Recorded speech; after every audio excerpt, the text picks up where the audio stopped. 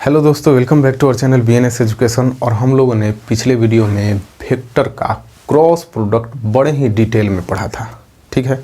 तो उस पर आधारित हम लोग एक्सरसाइज 10.4 आज सॉल्व करने वाले हैं। तो अगर आपने पिछला वीडियो नहीं देखा है तो आपसे रिक्वेस्ट है कि आप पिछला वीडियो ज़रूर देख लें, तभी आपको एक्सरसाइज 10.4 जो हम लोग अभी करने वाले हैं उसके क्वेश्चंस आसानी से समझ में आएंगे, नहीं तो आपको डिफ़िकल्टी हो सकती है। So please go back and watch the previous video, पिछला वीडियो देख लीजिए, उसके बाद आपको एकदम आसान लगेगा जो क्वेश्चंस हम लोग अभी सॉल्व करेंगे, ठीक है। तो अब हम लोग टाइम वेस्ट नहीं करते हैं और क्वेश्चंस को बनाना स्टार्ट करते हैं, ठीक है। तो क्वेश्चन नंबर 1 जो है हमारा एक्सरसाइज 10.4 का, वो ये है। देखिए, वेक्टर ए है हमारे पास, वेक्टर बी है, और हमें mod vector A cross B निकालना है। मतलब ए क्रॉस बी एक वेक्टर मिलेगा, उसका हम लोग को क्या करना है, परिमाण, मॉड मतलब परिमाण होता है, वो निकाल देना है। तो पहले हम लोग ए क्रॉस बी निकालते हैं। तो ए क्रॉस बी निकालने के लिए डिटर्मिनेंट वाला फॉर्मूला मैंने बताया था आपको पिछले क्लास में, है ना। तो वो फॉर्मूला हम लोग यहाँ यूज करेंगे, ठीक है। तो पहले ए क्रॉस बी निकालते हैं। A cross B determinant, first row में हम लोग I cap, J cap, K cap लिखते हैं। सेकेंड रो में इस ए वेक्टर के जो घटक हैं 1 -7 7 वो लिखेंगे, 1 -7 7। और थर्ड रो में इस वेक्टर में जो है 3 -2 2, 3 -2 2 ये लिखेंगे। अब हम लोग इस डिटर्मिनेंट को सॉल्व करेंगे। मैंने बहुत अच्छे से पिछले वीडियो में एक एग्जाम्पल के साथ आपको ये सॉल्व करना सिखाया है ना। इसीलिए मैं बार बार बोल रहा हूँ पिछला वीडियो मिस मत करिएगा, नहीं तो आपको दिक्कत होने लगेगी। तो अब इसको सॉल्व करते हैं। आई कैप, पहले आई कैप लेते हैं, है ना। उसके बाद एक छोटा डिटर्मिनेंट बनाते हैं हम लोग। छोटा वो कैसे बनता है, तो आई कैप जिस रो में है उस रो को ढक देते हैं, और जिस कॉलम में है उस कॉलम को भी ढक देते हैं। तो बचता क्या है वो देखो ध्यान से, ये बचा है ना इतना चीज़, -7 7 -2 2, तो उसको लिख देते हैं। देखो -7 7 -2 2, लो जी हो गया। अब जे कैप, तो देखो जे कैप ये बीच वाला है, इस रो में बीच वाला एलिमेंट है ना जे कैप, तो इसीलिए यहाँ पे माइनस लगाना पड़ता है। सब पिछले क्लास में आपको बता चुका हूँ मैं, माइनस लगा के तब जे कैप लिखना पड़ेगा, ठीक है। जे कैप, फिर डिटर्मिनेंट बनाएंगे हम लोग। चलो, तो इस जे कैप के लिए भी इस रो को हम लोग ढक देंगे और ये कॉलम को ढक देंगे। तो जो बचेगा वो क्या है हमारा, इधर 1 7 3 2, तो इसको लिख देंगे 1 7 3 2। फिर अब के कैप, तो यहाँ प्लस देंगे हम लोग, है ना। के कैप सिर्फ इस जे के लिए माइनस देना है, क्यों, क्योंकि ये बीच में है इसलिए।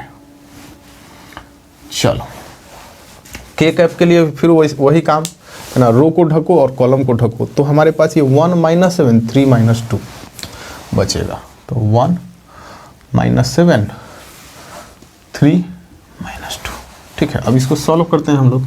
तो आई कैप इंटू ये क्या हो जाएगा, -14 और माइनस, फिर इसको मल्टीप्लाई करके लिखते हैं। तो ये -14 हो जाएगा ना, तो माइनस माइनस यहाँ प्लस हो जाएगा, +14 माइनस जे कैप, यहाँ क्या होगा हमारे पास, तो इसको मल्टीप्लाई करेंगे 2 और माइनस इसको मल्टीप्लाई करेंगे तो 21 प्लस के कैप, यहाँ क्या होगा हमारा, तो इसको मल्टीप्लाई करो तो -2 माइनस इसको मल्टीप्लाई करो तो -21, तो यहाँ माइनस और ये -21 प्लस 21 हो जाएगा ना, माइनस माइनस, ठीक है। चलो, तो अब देखो आप ध्यान से, ये -14 और ये +14 है ना, ये 0 हो जाएगा ना, ये पूरा 0 हो जाएगा। तो आई कैप वाला आपका ख़त्म हो जाएगा, है ना। अच्छा, ये देखो 2 -21 -19 और माइनस जे है, तो -19 माइनस जे गुना हो गया, इसको हम लोग 19 जे कैप ऐसा लिख सकते हैं ना, है ना, बिल्कुल लिख सकते हैं। 21 - 2 19, और ये के कैप में मल्टीप्लाई होगा, है ना। तो इसको हम लोग 19 के कैप ऐसा लिख सकते हैं, जे कैप के कैप आई कैप, इसको दाहिने साइड हम लोग फाइनली लिख देते हैं, है ना। तो लो जी आपका ए क्रॉस बी निकल गया, है ना। लेकिन आपको ए क्रॉस बी नहीं, ए क्रॉस बी का मॉड यानी परिमाण मैग्नीट्यूड निकालना है। तो अब ये निकालते हैं, है ना। Now mod A cross B, तो हम कौन सा फॉर्मूला यूज करते हैं, है ना। ये रूट अंडर आई जे के में जो मल्टीप्लाई होता है उसका स्क्वायर कर करके जोड़ते हैं। तो आई वाला तो है नहीं, जे और के वाला है, तो 19 और 19 है, तो 19 स्क्वायर प्लस 19 स्क्वायर। ये क्या हो जाएगा, इसको आप ऐसा लिख सकते हो, रूट अंडर 2 इंटू 19 स्क्वायर, है ना। तो 19 बाहर निकल जाएगा, है ना, रूट से, क्योंकि स्क्वायर है ना, और 2 रूट में भीतर में रह जाएगा, है ना। तो 19 रूट 2, यही आपका क्या हो जाएगा, आंसर हो जाएगा। Mod A cross B is equal to 19 root 2। तो बहुत ईजिली आ गया है कि नहीं। तो क्वेश्चन नंबर 1 तो बहुत आसान था। चलिए अब हम लोग क्वेश्चन नंबर 2 करने वाले हैं, लेकिन उससे पहले एक छोटा सा फॉर्मूला है जो आप लोग समझ लीजिए, तब हम लोग आराम से क्वेश्चन नंबर 2 कर पाएंगे। देखो, अगर हमारे पास 2 वेक्टर्स हैं ऐसे, vector A and vector B, ठीक है। अगर हमसे पूछे कि vector A and vector B दोनों के लंबवत, लंबवत यानी परपेंडिकुलर, परपेंडिकुलर यूनिट वेक्टर यानी मात्रक सदिश, ठीक है।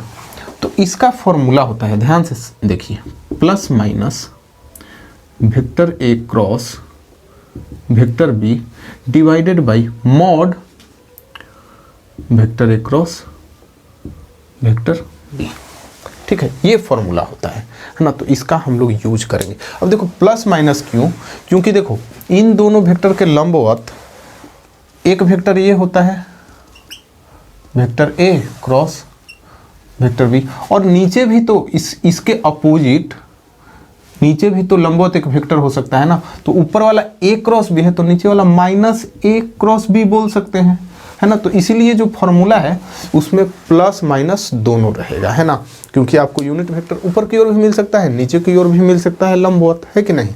तो इसीलिए ये फॉर्मूला होगा, दो वेक्टर हो और दोनों के लंबवत अगर हमको एक यूनिट वेक्टर निकालना हो तो ये फॉर्मूला होता है, ठीक है। चलिए अब हम लोग आराम से क्वेश्चन नंबर 2 को समझते हैं। देखो हमारे पास वेक्टर ए है और वेक्टर बी है ना। तो क्वेश्चन में हम लोगों को वेक्टर ए और वेक्टर बी के लंबवत नहीं पूछा है, थोड़ा सा आपका काम बढ़ा दिया है ना। आपको बोला है कि आप वेक्टर निकालो वेक्टर ए प्लस बी और वेक्टर ए माइनस बी, है ना।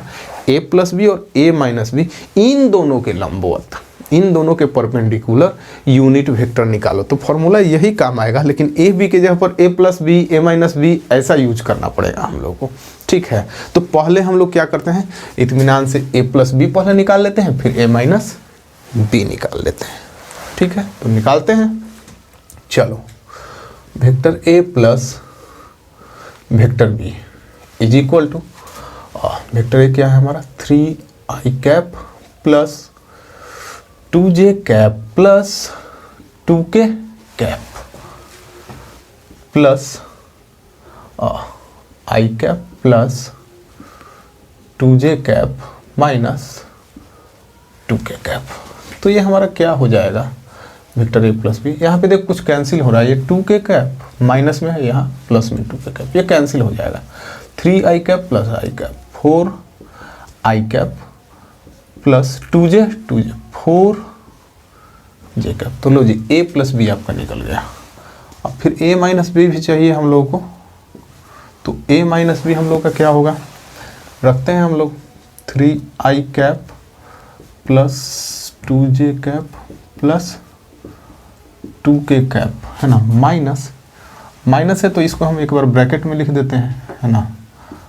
i cap plus 2j cap minus 2k cap is equal to 3i cap plus 2j cap plus 2k cap.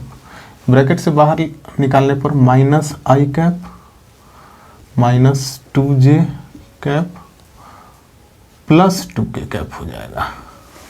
कुछ कैंसिल हो रहा है यहाँ, देखो ये और ये कैंसिल हो रहा है ना, फिर हमारा क्या बचेगा 3i cap minus i cap, 2i cap और 2k cap plus 2k cap plus 4k cap. तो लो जी, आपका a प्लस बी यहाँ निकल गया और vector a minus vector b यहाँ निकल गया ना। अब इन्हीं दोनों के लंबवत हम लोगों को क्या करना है, हम लोगों को यूनिट वेक्टर निकालना है। तो देखो हमारे पास फॉर्मूला जो होगा वो क्या होगा, मैं साइड में अब फिलहाल लिख देता हूँ, है ना। फॉर्मूला यूनिट वेक्टर हम लोग जो निकालेंगे तो उसका फॉर्मूला क्या होगा, उस फॉर्मूला में इन दोनों के लंबवत, देखो ध्यान से देखना है, इसके और इसके लंबवत, है ना। तो इस पे बैठाते हैं, ए बी के जगह पर हम लोग क्या लेंगे, a प्लस बी और a माइनस बी लेंगे बच्चों, है ना। तो देखो फॉर्मूला में क्या होगा, प्लस माइनस, है ना, वेक्टर a और plus vector b cross vector a minus vector b, ठीक है, divided by mod vector a plus vector b cross vector a minus vector b, है ना। सॉरी, ये ऐसा हुआ, है ना। तो ये चीज़ हम लोगों को इस फॉर्मूला में जो जो चीज़ है वो हम लोगों को चाहिए, है ना, तब जाके हम लोग यूनिट वेक्टर निकाल पाएंगे। तो हम लोग पहले क्या करते हैं, हमारे पास a vector plus b vector और a vector minus b vector है, तो पहले हम लोग दोनों का क्रॉस प्रोडक्ट निकाल लेते हैं, है ना। एक इम्पॉर्टेंट काम हम लोगों का हो जाएगा। तो चलो नाउ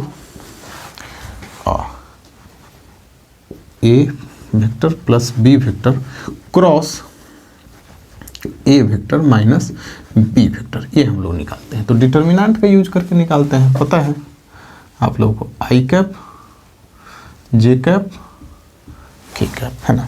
अब a प्लस बी कहाँ है आपका, यहाँ है ना। तो देखो इसमें i है, j है और k नहीं है ना।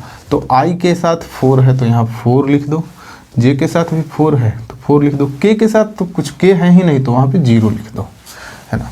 Vector a minus vector b, है ना, यहाँ हमारे पास आया हुआ है, तो यहाँ पे हम लोग i के साथ 2 है। अब देखो j वाला इसमें नहीं है तो इसके लिए 0 लिख दो, और k के साथ क्या है 4 है तो 4 लिख दो, ठीक है। चलो इधर वाला मैं मिटा देता हूँ, है ना। ये फॉर्मूला आप लोग लिख लीजिएगा साइड में, है ना, पहले कहीं लिख लीजिएगा फिर क्वेश्चन बनाना स्टार्ट करिएगा। चलो इसको फिलहाल मैं रखता हूँ, है ना। चलिए तो डिटर्मिनेंट को सॉल्व करते हैं, है ना। आई कैप छोटा डिटर्मिनेंट लेंगे हम लोग, है ना। ये ढक के आपको सिखाया है मैंने, है ना। तो 4004 हो जाएगा, 4004 माइनस जे कैप। चलो फिर इसको हम लोग ढकेंगे, है ना, इसको तो हमारे पास 4024 होगा, 4024 प्लस के कैप क्या होगा हमारे पास। फिर हम लोग इसको और इसको ढकेंगे तो ये रहेगा हमारे पास 4420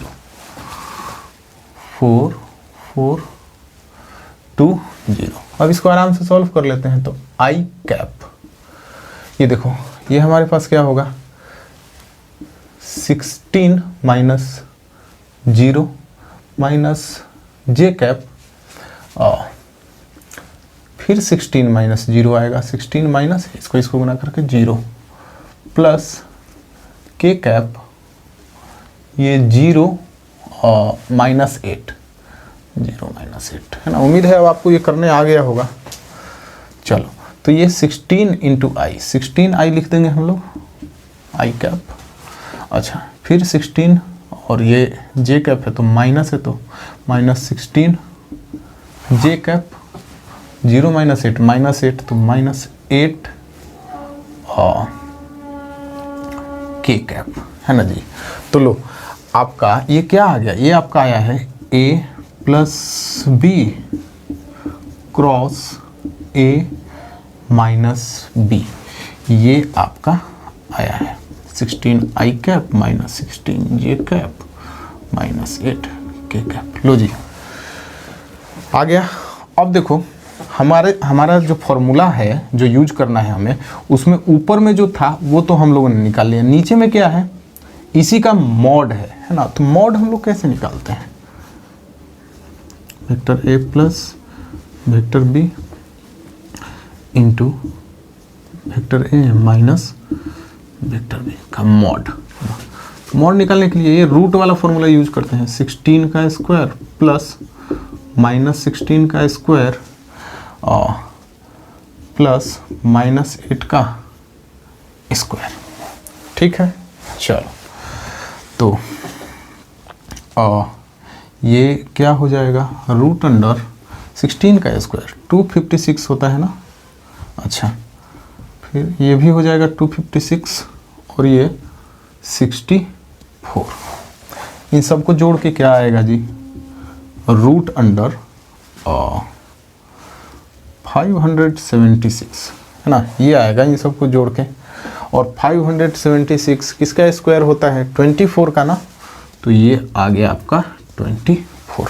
लो जी, नीचे में जो है vector A plus vector B cross vector A minus vector B का मॉड भी हम लोगों ने निकाल लिया। तो फॉर्मूला में जो जो चीज़ चाहिए वो हम लोगों ने निकाल लिया। ठीक है, तो देखो अब vector A plus vector B and vector A minus vector B के लंबवत यानी परपेंडिकुलर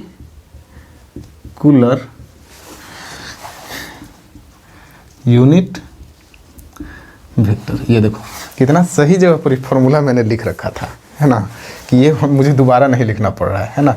यही फॉर्मूला होता है ना, मैंने आपको अच्छे से समझाया था। इन दोनों के, इसके और इसके लंबवत यानी परपेंडिकुलर यूनिट वेक्टर का फॉर्मूला ये होता है बच्चों। ठीक है, तो अब हम लोगों ने सब कुछ तो निकाल के रखा हुआ है, ये निकाल के ऊपर रखा हुआ है ना, यहाँ पे देख लो, और ये भी निकाल के हम लोगों ने रखा हुआ है यहाँ पे 24। तो रख देते हैं, तुरंत आंसर आ जाएगा हमारा, है ना। चलो इधर वाला मैं मिटा देता हूँ, आप लोग इसको लिख लीजिएगा प्लीज, है ना। तो मिटा के आगे करते हैं, तुरंत आंसर आ जाएगा।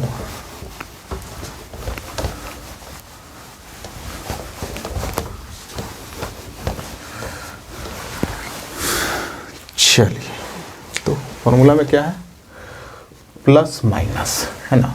चलो तो ये क्रॉस प्रोडक्ट क्या है, 16 I cap minus 16 J cap minus 8 K cap, है ना। ये है, इसको ब्रैकेट में लिख देता हूं मैं, डिवाइडेड बाई, अब इसी का तो मॉड था ना नीचे में, तो वो क्या आया है, 24 आया है। तो फिर इसको हम लोग आगे थोड़ा सॉल्व करते हैं। 24 को इन तीनों से में क्या करते हैं, डिवाइड कर देते हैं। तो 16/24 आई कैप माइनस 16/24 जे कैप माइनस 8/24 के कैप। ठीक, प्लस माइनस, चलो 8 से हम लोग इसको काट सकते हैं, है ना, इन सबको। तो क्या हो जाएगा, 2/3 आई कैप, 8 से डिवाइड करने के बाद, है ना, माइनस 2/3 जे कैप माइनस 2 नहीं, यहाँ 8 से एक बार में कटेगा ना, 1/3 के कैप, है ना। तो देखो यही जो आपका आया है फाइनली, अब ये हमारा आया है ना। तो यही क्या होगा, यही होगा vector A plus vector B और vector A minus vector B के लंबवत यूनिट वेक्टर। प्लस माइनस है हमारे आंसर में आया हुआ, क्यों, क्योंकि लंबवत ऊपर भी हो सकता है और नीचे भी हो सकता है, इसलिए हमारे पास प्लस माइनस फॉर्मूला भी रहता है, तो आंसर में भी रहेगा, है ना। तो ये आपका हो गया आंसर। ठीक है, तो बढ़िया क्वेश्चन था, उम्मीद है आपको समझ में आ गया होगा। फिर भी अगर आपको कोई डाउट होता है तो आप कमेंट सेक्शन में हमें बताइए, है ना। अगले वीडियो में हम लोग उसको डिस्कस करने का प्रयास करेंगे फिर से, ताकि आपको समझ में आ जाए। चलिए अब हम लोग करेंगे क्वेश्चन नंबर 3। तो देखो क्वेश्चन नंबर 3 को समझिए, हमें दिया हुआ है कि वेक्टर ए एक क्या है, यूनिट वेक्टर है ना। यूनिट वेक्टर मतलब हिंदी में मात्रक सदिश है ना, मात्रक सदिश है। ठीक है, तो मात्रक सदिश को हम लोग ऐसा लिख के डिनोट करते हैं क्या, L I cap plus M J cap plus N K cap, ऐसे लिखते हैं ना। मैंने अच्छे से आप लोगों को पढ़ाया हुआ है, इसलिए मैं कहता हूं कि पीछे के वीडियोज आप लोग देख के रखिए। जहां एल एम एन क्या होता है, L M N direction cosine होता है ना। एल होता है कॉस अल्फा, एम होता है कॉस बीटा, एन होता है कॉस गामा। तो हम लोग इसको ऐसा भी लिख सकते हैं है ना। और वेक्टर ए को हम ऐसा भी लिख सकते हैं, कॉस अल्फा आई कैप प्लस कॉस बीटा जे कैप प्लस कॉस गामा के कैप। ठीक है, अब देखो क्वेश्चन में आपसे क्या पूछा है कि ये जो यूनिट वेक्टर है ना, इसके घटक ज्ञात करिए, कंपोनेंट्स। तो घटक क्या होता है, ये आई जे के में जो मल्टीप्लाई है, cos alpha cos beta cos gamma, यही तो घटक होता है ना। तो हमें क्या करना है कि कॉस अल्फा कॉस बीटा और कॉस गामा है ना, ये क्या होगा बताना है ना। अच्छा, और क्वेश्चन में दिया हुआ है ना, क्वेश्चन में दिया हुआ है गिवन, क्वेश्चन को अच्छे से समझ लेना हमारे लिए बहुत जरूरी है जी। ये अल्फा जो है ना, देखो अल्फा बीटा गामा क्या होता है, एक्स एक्सिस वाई एक्सिस और जेड एक्सिस से जो एंगल बनता है। तो एक्स एक्सिस का दिशा होता है आई कैप जे कैप। तो क्वेश्चन में आई कैप जे कैप दिया हुआ है कि आई कैप से जो एंगल बन रहा है वो कितना है, और जे कैप से जो एंगल बन रहा है वो कितना है, और के कैप से जो एंगल बन रहा है वो कितना है। यानी एक्स वाई जेड एक्सिस से जो एंगल बन रहा है अल्फा बीटा गामा, ये क्वेश्चन में दिया हुआ है ना। तो देखो आई कैप के साथ जो एंगल बन रहा है वो दिया हुआ है, यानी अल्फा दिया हुआ है कितना, पाई/3 दिया हुआ है जी, है ना। अच्छा, बीटा भी दिया हुआ है ना, कितना दिया हुआ है, पाई/4 दिया हुआ है ना। और गामा है ना, ये भी दिया हुआ है, लेकिन ये दिया हुआ है थीटा है ना, ये दिया हुआ है थीटा। और ये आपको क्या करना है, निकालना है, निकालो, ये भी निकालना है ना। तो आपको cos alpha cos beta cos gamma तो निकालना ही है, साथ साथ क्या करना है आपको, गामा जो कि थीटा दिया हुआ है ये भी निकालना है। और एक चीज बता दिया गया है कि ये जो थीटा होगा ना, ये न्यून कोण होगा, एक्यूट एंगल है ना, न्यून कोण हिंदी में बोलते हैं। ये क्वेश्चन में दिया हुआ है कि थीटा जो होगा 90 डिग्री से कम होगा, है ना। चलो, तो चलो अब हम लोग क्या करते हैं, सॉल्व करते हैं, निकालते हैं जो हम लोग को निकालता है। तो पहले हम लोग क्या करेंगे, पहले ये थीटा निकाल लेंगे, है ना। थीटा निकाल लेंगे, उसके बाद हमारे पास ये cos alpha cos beta cos gamma निकालना बहुत ही आसान रहेगा। ठीक है, तो कैसे निकालेंगे भाई, तो देखो, चूंकि सिंस क्या दिया हुआ है, ए वेक्टर एक यूनिट वेक्टर है, यूनिट वेक्टर है। तो यूनिट वेक्टर है तो उसका परिमाण मैग्नीट्यूड क्या होगा जी, 1 होगा। अच्छा, तो ए वेक्टर आपका क्या है जी, ये है, देखो तो L I cap plus M J cap plus N K cap, है ना। तो चलो हम लोग क्या कर सकते हैं, ये इसका मैग्नीट्यूड, ए वेक्टर का मैग्नीट्यूड रूट वाला फॉर्मूला यूज करके क्या लिखते हैं, L square plus M square plus N square is equal to 1, ऐसा लिख सकते हैं, है ना। अच्छा, दोनों तरफ अगर स्क्वायर कर दें तो ये क्या हो जाएगा, L square plus M square plus N square is equal to 1, ऐसा हो जाएगा ना। ठीक है, चलो अब ध्यान दो आप लोग, हम लोग एल एम एन, ये जो एल एम एन है इसके जगह पर क्या लिख सकते हैं भाई,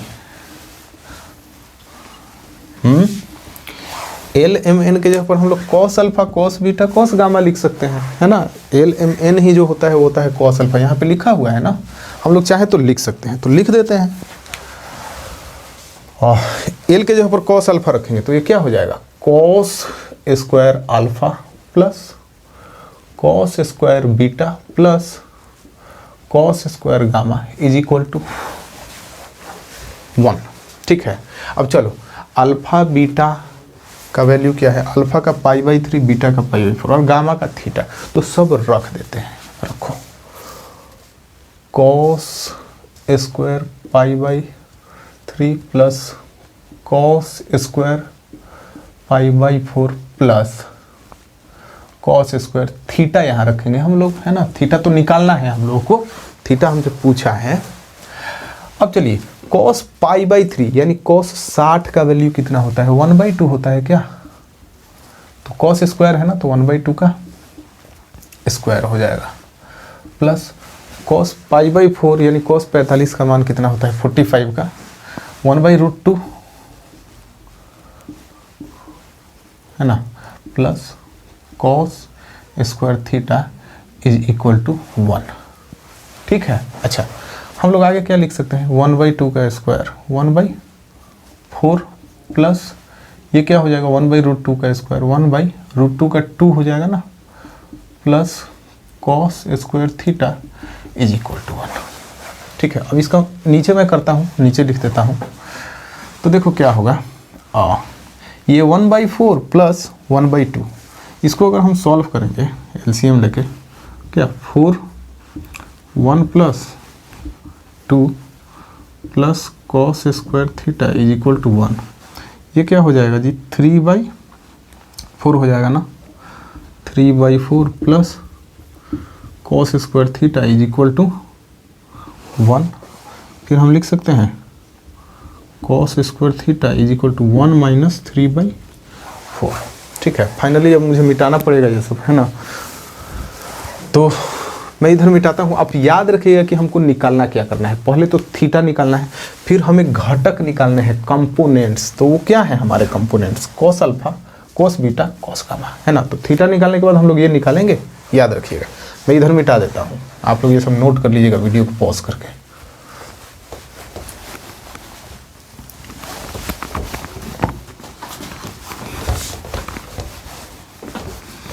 ये भी लोग मिटा देता हूँ।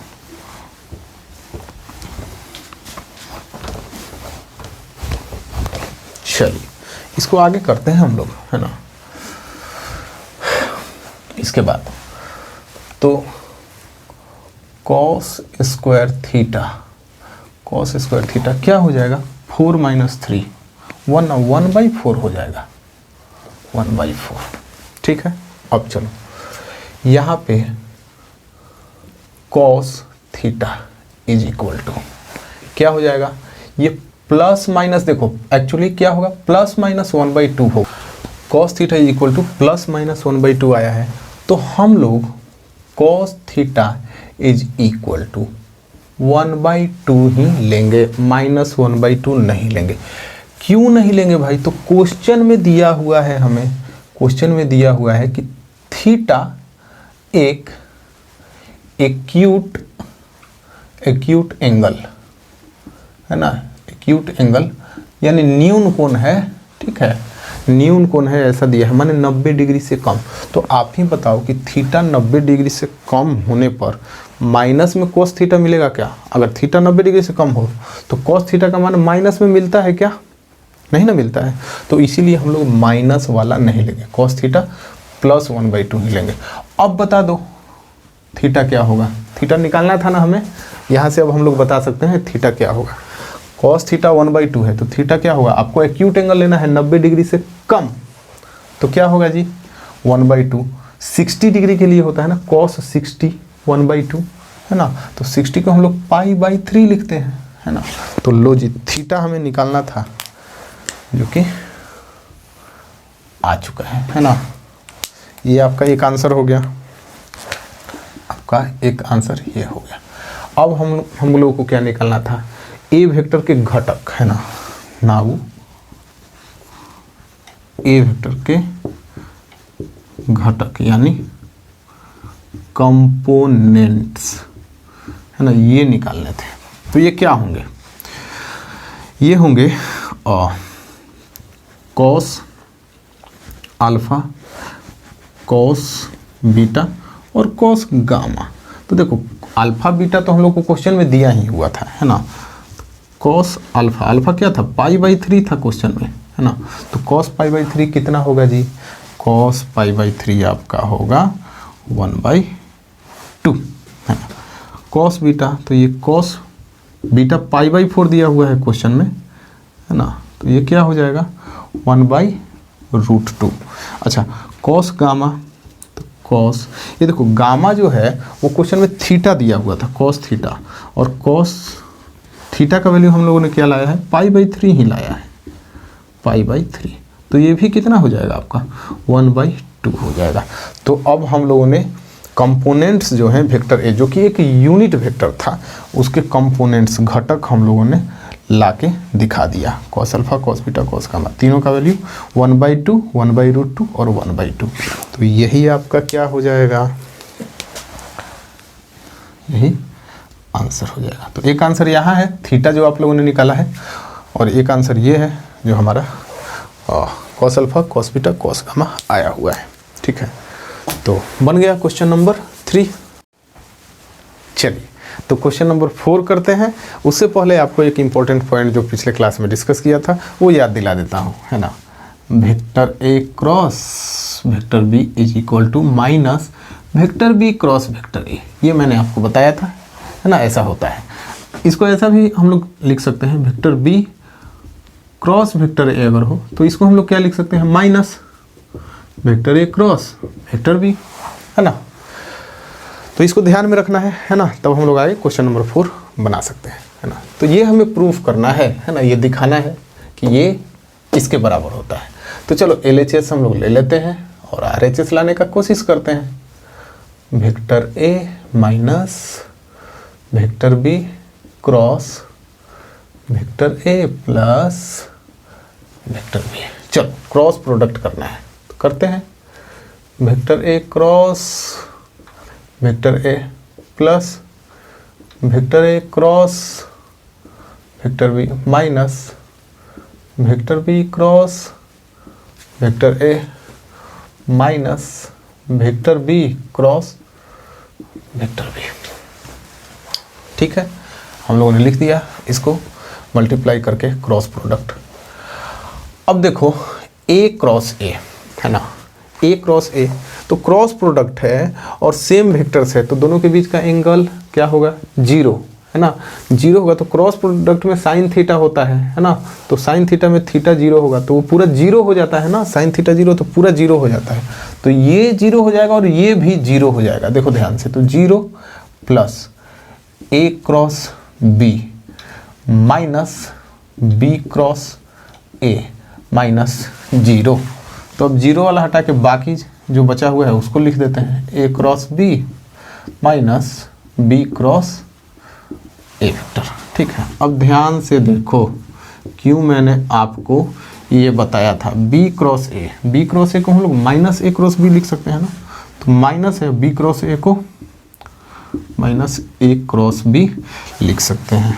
तो ये हो जाएगा A cross B minus minus plus A cross B, तो इसको हम लोग क्या लिख सकते हैं 2 ए क्रॉस बी, है ना। इसको ब्रैकेट में आप डाल सकते हो चाहो तो आ गया क्या RHS हम लोगों का, है ना, RHS आ गया ना, तो हो गया प्रूव्ड।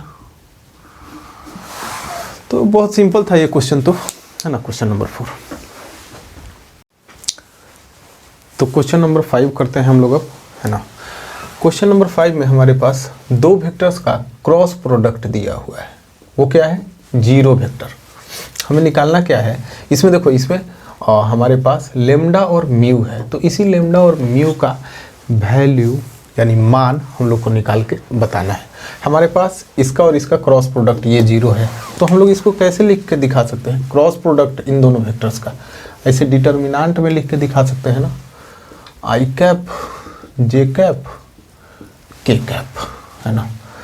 ये पहले वाले वेक्टर से 2 6 27 और दूसरे वाले वेक्टर से 1 लेमडा और म्यू, है ना, इज इक्वल टू 0 वेक्टर है ना। चलो अब डिटर्मिनेंट सॉल्व करना हम लोगों ने सीखा है, आई कैप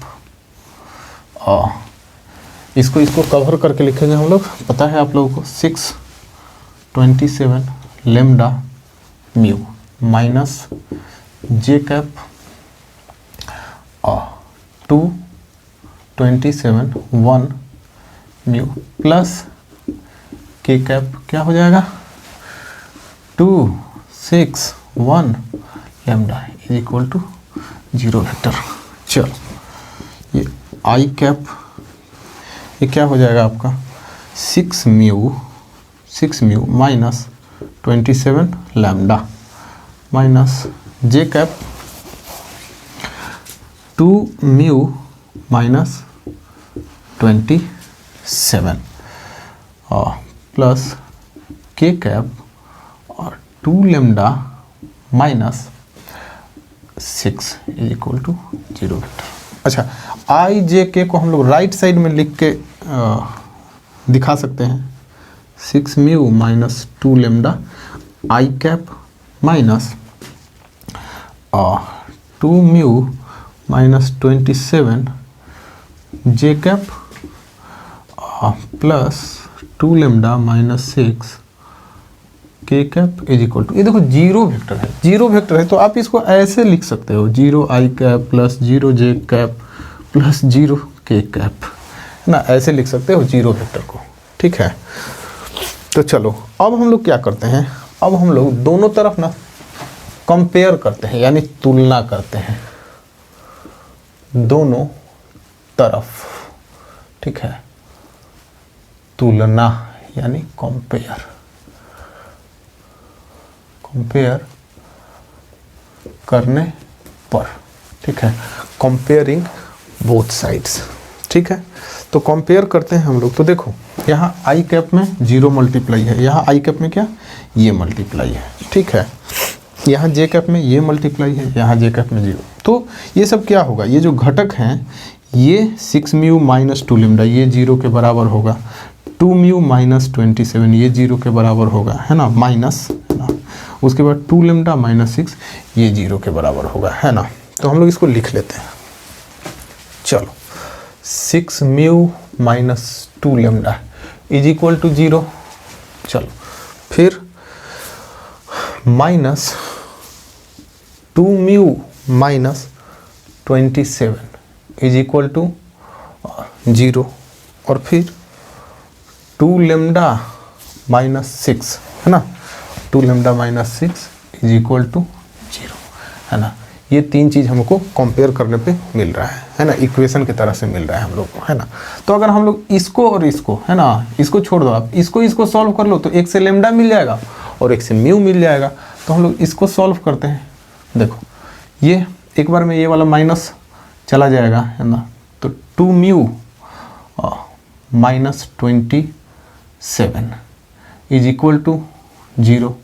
तो यहाँ से हम लोग क्या लिख सकते हैं, 2 म्यू इज इक्वल टू 27, है ना। तो म्यू क्या मिला हम लोगों को यहाँ से 27/2। लो जी म्यू मिल गया आपको वहाँ पे, है ना। अब इससे अगर आप सॉल्व करो, है ना, इसको अगर आप सॉल्व करो तो क्या होगा, देखो 2 lambda is equal to 6 lambda is equal to 6/2, so lambda is equal to 3, है ना। तो मात्र 2 का यूज करके ही हम लोगों को म्यू और लेमडा दोनों मिल गया। देखो जी यहाँ म्यू मिल गया, है ना, इस वाले से, और इस वाले से हम लोग को यहाँ लेमडा मिल गया। ठीक है, तो हो गया आपका answer, lambda is equal to 3 and mu is equal to 27/2 answer. बहुत आसान था, है कि नहीं। चलिए तो क्वेश्चन नंबर 5 भी हो गया जी। चलिए अब हम लोग क्वेश्चन नंबर 6 करेंगे। देखिए यहाँ 2 वेक्टर्स है, वेक्टर ए और वेक्टर बी। बोल रहा है कि दोनों का डॉट प्रोडक्ट भी 0 हो और क्रॉस प्रोडक्ट भी 0 हो। देखो ए डॉट पी भी 0 और ए क्रॉस बी भी 0। तो वेक्टर ए और वेक्टर बी के बारे में क्या बोल सकते हैं, क्या निष्कर्ष कंक्लूजन निकाल सकते हैं, ये है। तो देखो डॉट प्रोडक्ट का फॉर्मूला हम लोग को पता है ना, क्या होता है, mod A mod B cos theta, और क्रॉस प्रोडक्ट का भी पता है हमें, mod A mod B sine theta, ये होता है फॉर्मूला। इसमें एन कैप भी होता है डायरेक्शन के लिए, है ना। चलो तो हम लोग जरा देखते हैं कि कब कब डॉट प्रोडक्ट जीरो हो सकता है और कब कब क्रॉस प्रोडक्ट जीरो हो सकता है। तो देखो डॉट प्रोडक्ट का पहले बात करते हैं। ए डॉट बी जीरो कब हो सकता है, तो कब होगा जी, यदि इफ अगर मॉड ए जीरो हो जाए, मॉड ए वेक्टर जीरो हो जाए, या क्या हो मॉड बी जीरो हो जाए, ठीक है। और नहीं तो ए वेक्टर परपेंडिकुलर यानी लंबवत हो वेक्टर बी के, यानी क्या हो ए और बी के बीच का कोण एंगल जो हो थीटा वो 90 हो। परपेंडिकुलर होगा तो एंगल थीटा जो होगा वो 90 होगा ना, तो cos 90 क्या जीरो होता है, तभी ए डॉट बी जीरो हो जाएगा। तो इन तीन केसेस में क्या हो सकता है, डॉट प्रोडक्ट वेक्टर का जीरो हो सकता है, ठीक है। अब क्रॉस प्रोडक्ट की बात करते हैं। Cross B is equal to zero कब, तो यदि देखो क्रॉस प्रोडक्ट में मॉड ए मॉड बी है, मॉड ए जीरो या मॉड बी जीरो, या ए वेक्टर पैरेलल हो बी वेक्टर के, ठीक है। ए वेक्टर पैरेलल होने पर क्या होगा, क्रॉस प्रोडक्ट जीरो होगा। देखो पैरेलल होगा तभी ना, यहाँ साइन थीटा में थीटा क्या हो जाएगा, जीरो हो जाएगा, ठीक है, जीरो होगा तो साइन जीरो जीरो, तो क्रॉस प्रोडक्ट आपका जीरो हो जाएगा। अब देखिए, अब आप समझिए यहाँ पे, ठीक है। देखो अगर ए वेक्टर परपेंडिकुलर हो वेक्टर बी के, है ना, अगर ये रीजन हो, ये कारण हो जीरो होने का, है ना, डॉट प्रोडक्ट के जीरो होने का। देखो ए वेक्टर परपेंडिकुलर हो वेक्टर ए के, तो ए डॉट बी तो जीरो हो जाएगा, बट आप ये बताओ कि क्रॉस प्रोडक्ट जीरो होगा, होगा जीरो।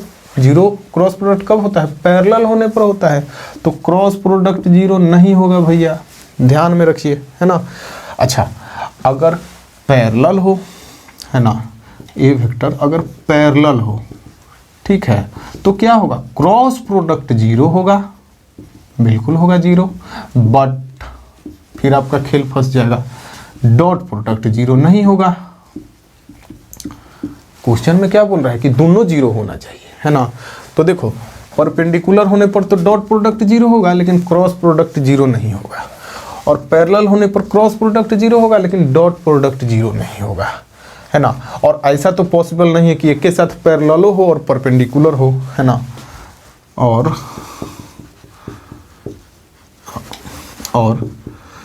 ऐसा पॉसिबल नहीं है कि दोनों वेक्टर्स एक साथ, सुनने में भी बड़ा फनी लग रहा है ना, एक साथ पैरेलल और एक साथ परपेंडिकुलर, एक साथ पैरेलल भी हो और परपेंडिकुलर यानी लंबवत हो, ठीक है। ऐसा तो संभव ही नहीं है ना। तब कब होगा भाई, तब कब डॉट प्रोडक्ट और क्रॉस प्रोडक्ट दोनों जीरो होगा, तो जब मॉड ए, देखो दोनों के फॉर्मूला को ध्यान से देखिए, दोनों के फॉर्मूला में मॉड ए मॉड बी दोनों में है ना। तो इसलिए अगर मॉड ए जीरो हो जाए तो ये डॉट प्रोडक्ट भी जीरो हो जाएगा और क्रॉस प्रोडक्ट भी जीरो हो जाएगा, और मॉड बी भी अगर जीरो हो जाए, है ना, मतलब मॉड ए जीरो हो जाए या मॉड बी भी जीरो हो जाए, तभी ये दोनों जीरो हो जाएगा, है ना। तो ये होगा, ये कंक्लूजन हम लोग का निकलेगा। अतः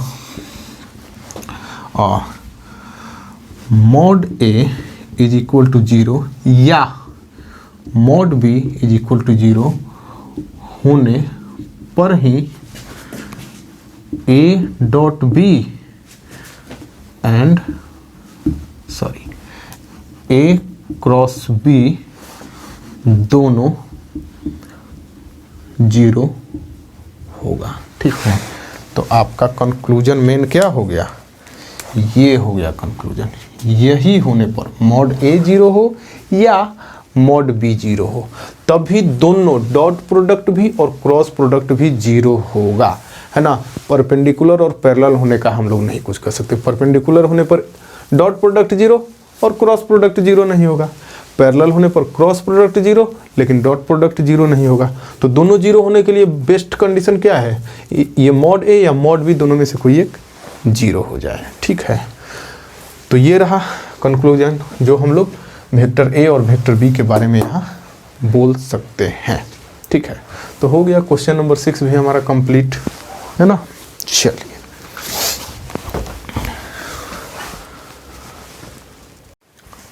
चलिए तो क्वेश्चन नंबर 7 करेंगे हम लोग अब। तो क्वेश्चन नंबर 7 में हमारे पास 3 वेक्टर्स दिया हुआ है ना, वेक्टर ए, वेक्टर बी और वेक्टर सी, इस तरह से। और हमें प्रूफ करना है ना, हमें प्रूफ करना है vector A cross vector B plus vector C is equal to vector A cross vector B plus vector A cross vector C, ठीक है। तो हम लोग पहले LHS को निकालेंगे, है ना, उसके बाद RHS को निकालेंगे, दोनों सेम आ जाएगा तो प्रूफ हो जाएगा, है ना। तो चलो LHS निकालने के लिए पहले हम लोग वेक्टर बी प्लस सी निकाल लेते हैं, है ना। तो vector B plus vector C क्या हो जाएगा, B1 I cap plus B2 J cap plus B3 K cap plus vector C क्या है, C1 I cap plus C2 J cap plus C3 K cap, ठीक है। तो ये हम लोग का क्या हो जाएगा, देखो ये हम लोग कॉमन ले सकते हैं ना, ये आई कैप यहाँ भी है, आई कैप यहाँ भी है, तो कॉमन लेके क्या लिख सकते हैं, B1 plus C1 I cap plus फिर J वाला देखो ये और ये B2 plus C2 J cap plus B3 plus C3 K cap. लो जी, तो वेक्टर बी प्लस सी तो आपका निकल गया, है ना। अब LHS आपका है क्या, आपका LHS है vector A cross vector B plus C, ठीक है। तो आपको क्रॉस प्रोडक्ट निकालना है जी वेक्टर ए का और वेक्टर बी प्लस सी का। तो वेक्टर ए तो आपको क्वेश्चन में है ही दिया हुआ है ना, और बी प्लस सी आपने यहाँ निकाल रखा है। तो क्रॉस प्रोडक्ट निकालना हम लोग तो अब अच्छे से सीख गए हैं। तो हम लोग निकालते हैं आई कैप और जे कैप के कैप। चलो अब वेक्टर ए में क्या क्या है, तो A1 A2 A3 और बी प्लस सी अभी हम लोग यहाँ लाए हैं। तो इसमें क्या है, B1 plus C1 B2 plus C2 B3 plus C3, ठीक है। चलिए अब हम लोग सॉल्व करते हैं इसको। तो देखो आई कैप डिटर्मिनेंट, इसको ढक के हम लोग लिखते हैं, है ना। तो लिख सकते हैं A2 A3 B2 plus C2 B3 plus C3, है ना। ये आई कैप को हम इस साइड भी लिख सकते हैं, वैसे भी लास्ट में हम लोग आई कैप राइट साइड में लगा देते हैं ना, है ना। चलो फिर माइनस जे कैप के लिए, है ना, जे कैप इधर लिख देते हैं। जे कैप के लिए ये और ये ढक देंगे, है ना। तो क्या बचेगा हमारे पास, देखिए ध्यान से, A1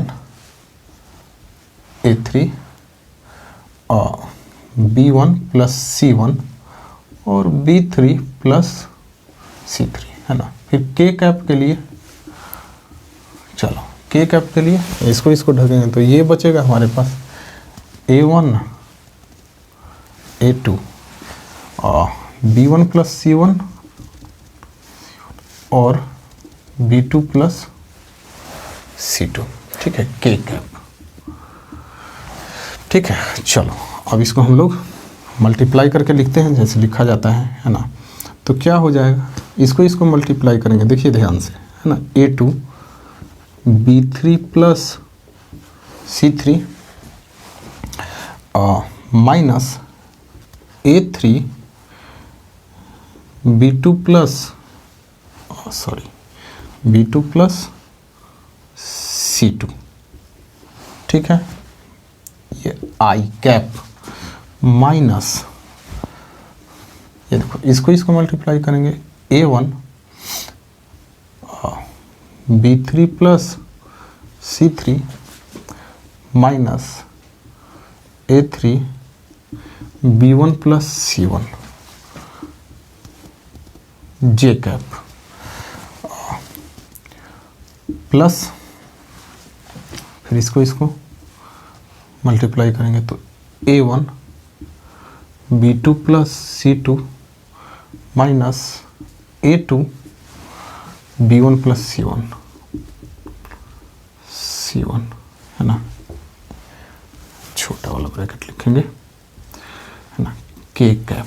ठीक है, तो डिटर्मिनेंट में हम लोग जो मल्टीप्लाई करके तिरछा लिखते हैं वैसे हम लोगों ने लिख दिया। ठीक है, अब देखो, अब हम लोग क्या लिख सकते हैं, इन सबको मल्टीप्लाई करके लिखा जाए तो ये क्या हो जाएगा, देखो A2B3 है ना प्लस A2C3। अब देखो इसको मल्टीप्लाई करके और ब्रैकेट से बाहर लिखेंगे तो साइन जो है वो बदल जाएगा, है ना, साइन जो है वो बदल जाएगा। तो ये हो जाएगा माइनस A3B2 माइनस A3C2 आई कैप माइनस, चलिए ये क्या हो जाएगा A1B3 plus A1C3 minus A3B1 minus A3C1 जे कैप है ना plus A1B2 plus A1C2 minus A2B1 minus A2C1 है ना, ये आपका हो गया के कैप। ठीक है, तो ध्यान से देखो ये आपका LHS है। ठीक है, ये आपका LHS है। अब हम लोग क्या करेंगे, अब हम लोग RHS सॉल्व करेंगे, है ना। RHS भी सॉल्व करके अगर इतना ही आ गया तो प्रूफ हो गया LHS is equal to RHS, है ना। यही करना है हम लोग को, तो आप लोग इसको नोट कर लीजिए, उसके बाद हम लोग RHS को भी सॉल्व करते हैं। ठीक है,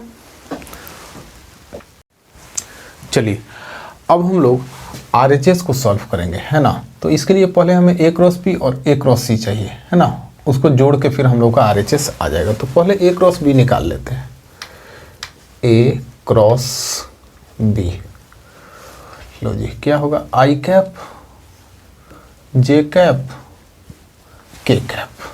ठीक है, ये A1 A2 A3 B1 B2 B3। ठीक है, चलो अब इसको हम लोग सॉल्व करते हैं। तो आई कैप है ना, आई कैप के लिए हम लोग इसको ढक के और लिखेंगे determinant A2 A3 B2 B3 है ना, माइनस जे कैप के लिए माइनस लगाते हैं हम लोग, है ना, जे कैप। तो ये ढका जाएगा, है ना, हमारे पास ये और ये बचेगा, है ना। तो A1 B1 और A3 B3 ये हो गया, प्लस अब के कैप। तो इसके लिए हमारे पास है ना ये बचेगा A1 A2 B1 B2। चलिए अब मल्टीप्लाई करके लिख देते हैं। चलो क्या होगा, इसको मल्टीप्लाई करेंगे A2 B3 माइनस इसको मल्टीप्लाई करेंगे A3 B2 आई कैप माइनस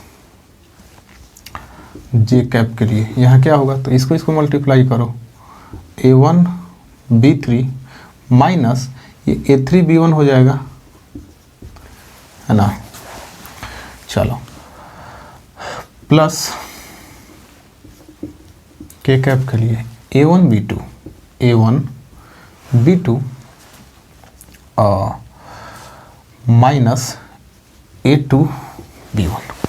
ठीक है, तो A क्रॉस B निकल गया हम लोग का जी, ये A क्रॉस B है, A क्रॉस B निकल गया। हमें A क्रॉस C भी चाहिए ना, तो इसको हम दाहिने साइड में निकाल लेते हैं इधर, है ना।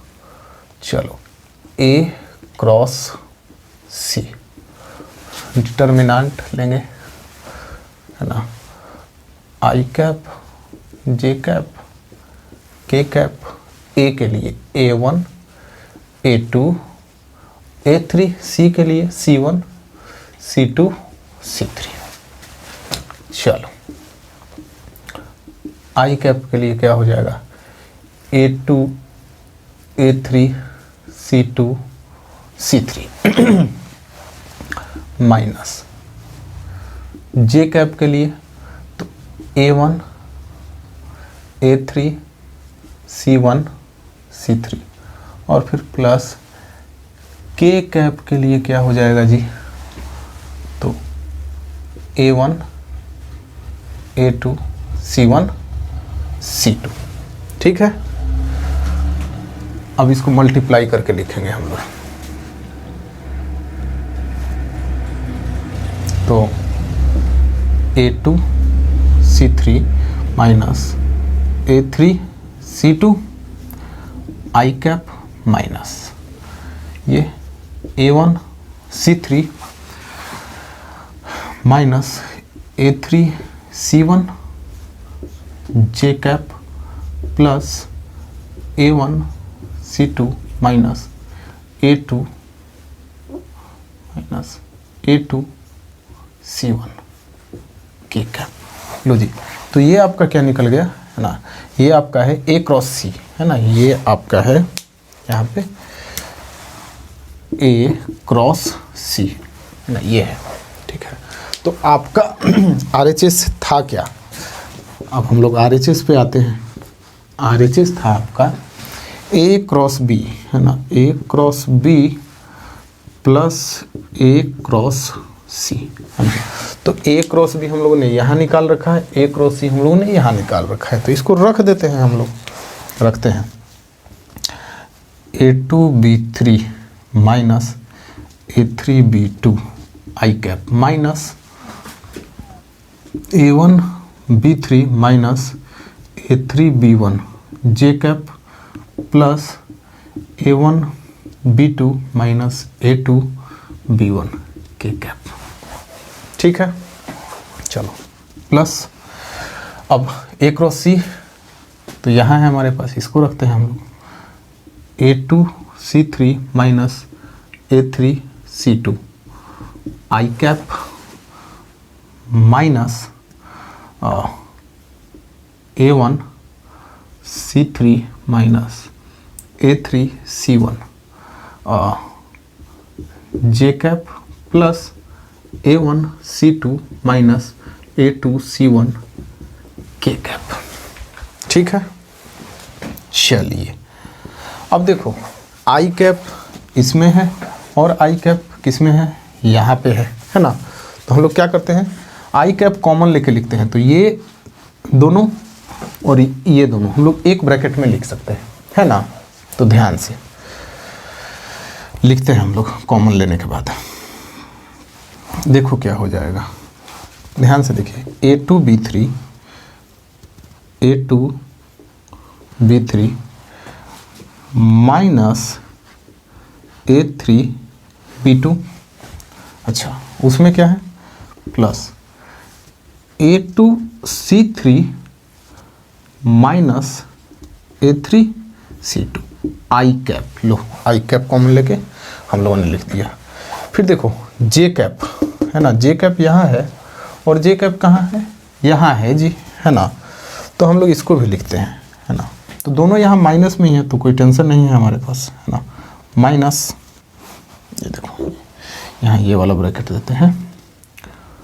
चलो तो इसमें वाला लिखते हैं A1B3 minus A3B1 A1B3 minus A3B1 और फिर कहाँ है हमारे पास, यहाँ है, तो ये हो जाएगा प्लस A1C3 माइनस A3C1, ठीक है, J कैप, है ना। प्लस, अब देखो के कैप वाला कहाँ है, यहाँ है और यहाँ है ना, तो अब इसको ले लेते हैं, के कैप कॉमन ले लेंगे तो ये A1 B2 minus A2 B1 plus A1 C2 minus A2 C1 है ना, ये हो गया आपका के कैप। तो देखो कॉमन लेके हम लोगों ने लिख दिया, ठीक है। देखो अगर आप यहाँ भी देखोगे, ये आपका RHS है, ये आपका RHS है, और नीचे वाला देखो मैंने छोड़ रखा था, है ना, ये क्या था, LHS था। तो अगर यहाँ भी अगर आप मिलाओगे तो आपको सेम दिख जाएगा। देखो A2 B3 है ना, A2 B3 है, माइनस A3 B2, देखो माइनस A3 B2 है ना, प्लस A2 C3, तो देखो plus A2 C3 minus A3 C2 minus A3 C2, सब आपको मिल जाएगा, है ना। अब आप चाहो तो सेम ऐसे भी इसको, है ना, इसको दोनों प्लस वाले को एक साथ, माइनस वाले को एक साथ, ऐसे करके चाहो तो लिख सकते हो। लो मैं लिख देता हूँ, है ना, आप ये सब नोट कर लीजिएगा, है ना, मैं अब मिटा देता हूँ इसे, ठीक है।